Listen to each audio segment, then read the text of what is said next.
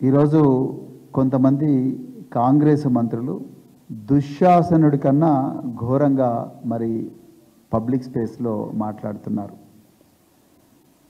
దివంగత మాగంటి గోపీనాథ్ గారు ఈ హైదరాబాదు నగర ప్రజలకు ప్రత్యేకించి జూబ్లీ హిల్స్ ఖైరతాబాద్ నియోజకవర్గాల్లో 3 సార్లు ఎమ్మెల్యేగా ఎన్నికయ్యారు.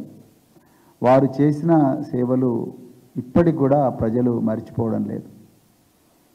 మరి అనారోగ్యంతో వారు అకస్మాత్తుగా మరణించడం ఈ రాష్ట్రానికే తీరని లోటు, ప్రత్యేకించి జూబ్లీ హిల్స్ ప్రజలందరికీ కూడా ఒక తీరని లోటు. మరి ఒక వ్యక్తి అకస్మాత్తుగా చనిపోవడం అనేది ఆ ప్రాంత ప్రజలను, ముఖ్యంగా నాయకుడైతే ప్రాంత ప్రజలను పూర్తిగా దిగ్భ్రాంతికి గురి చేయడమే కాకుండా చాలా తీరని శోకానికి గురి చేస్తుంది. అదేవిధంగా కుటుంబ సభ్యులు కూడా చాలా బాధలో ఉంటారు. ఎందుకంటే సంవత్సరాల తరబడి, దశాబ్దాల తరబడి అనుబంధం ఉంటుంది. పిల్లలు వీళ్ళందరూ కలిసి ఒక కుటుంబంగా ఈ ప్రాంతానికి సేవ చేసినప్పుడు వాళ్ళు చాలా అంటే చాలా దిగ్భ్రాంతికి గురి కావడం, అదేవిధంగా శోక సముద్రంలో మునిగిపోవడం అనేది ప్రపంచవ్యాప్తంగా ఉంటుంది. ఇది మానవ సహజం. నిజంగా శోకం రానోడు మానవుడు కాడు. మరి ఈ పరిస్థితుల లోపల ఇలా మాగంటి గోపీనాథ్ గారు చనిపోవడం, దాని తర్వాత జూబ్లీ హిల్స్ బై ఎలక్షన్లు రావడం, తర్వాత బీఆర్ఎస్ పార్టీ అధినేత గౌరవ కేసీఆర్ గారు మాగంటి సునీత గోపీనాథ్ గారిని జూబ్లీ హిల్స్ బీఆర్ఎస్ అభ్యర్థిగా ఖరారు చేయడం, అదేవిధంగా మరి ఖరారు అయిన తర్వాత ఆమె ఎన్నికల ప్రచారంలో మరి ప్రజల దగ్గరికి పోవడం, ప్రజలను చూసి ఒకప్పుడు గోపీనాథ్ గారితో ఎంతో సఖ్యతతో మెలిగిన ప్రజలు, వారిని తమ కుటుంబ సభ్యుడిగా భావించిన ప్రజలు వాళ్ళందరినీ చూసినప్పుడు మరి ఆ ఉద్వేగాన్ని, భావోద్వేగంతో ఆమె కంటతడి పెట్టుకోవడం, ఇవన్నీ కూడా మానవ సహజం.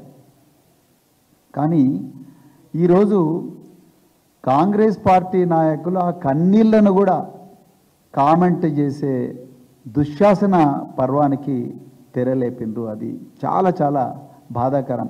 అంటే ఒక జూబ్లీ హిల్స్ ఎలక్షన్లలో ఎట్లైనా చేసి గెలవాలి, తొండి చేసైనా మొండి చేసైనా అవతలి వాళ్ళను అవమానపరిచైనా గెలవాలన్న ఒక ఘోరమైన సంస్కృతికి కాంగ్రెస్ నాయకులు పాల్పడుతూ ఉన్నారు.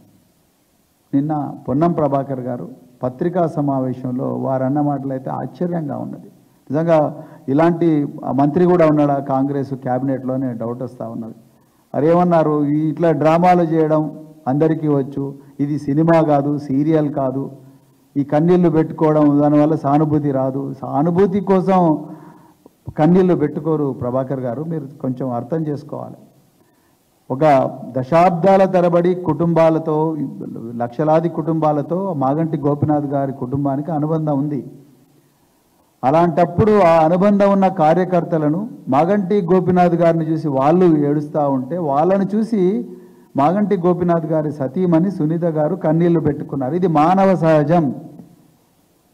ఇందిరాగాంధీ గారు చనిపోయినప్పుడు దేశంలో కోట్లాది మంది కన్నీళ్లు పెట్టుకున్నారు. అది కూడా సీరియలేనా మీ ఉద్దేశంలో? రాజీవ్ గాంధీ గారు శ్రీపెరంబుదూరులో టెర్రరిస్టుల దాడిలో, మానవ బాంబు దాడిలో చనిపోయినప్పుడు దేశమంతా కన్నీళ్లు పెట్టుకున్నది. ఒక ప్రధాన ప్రతిపక్ష నాయకుడు చనిపోయిండని చెప్పేసి, అది కూడా మీ దృష్టిలో సీరియల్ డ్రామానేనా? ఆంధ్రప్రదేశ్కు ముఖ్యమంత్రిగా పనిచేసిన వైఎస్ రాజశేఖర్ రెడ్డి గారు హెలికాప్టర్ ప్రమాదంలో చనిపోతే చాలామంది కూడా మరి ఏడ్చారు, కొంతమంది షాక్ కూడా గురై చనిపోవడం జరిగింది. మరి అది కూడా సీరియలేనా మీ దృష్టిలో? అది కూడా ఒక డ్రామానేనా? ఏం మాట్లాడుతున్నారు మీరు కానీ మీ మంత్రులు కానీ, తుమ్మల నాగేశ్వరరావు ఏం మాట్లాడుతున్నారు? ఇప్పుడున్న అభ్యర్థి మాగంటి గోపీనాథ్ గారి మరణాన్ని దైవ నిర్ణయం అంటున్నారు.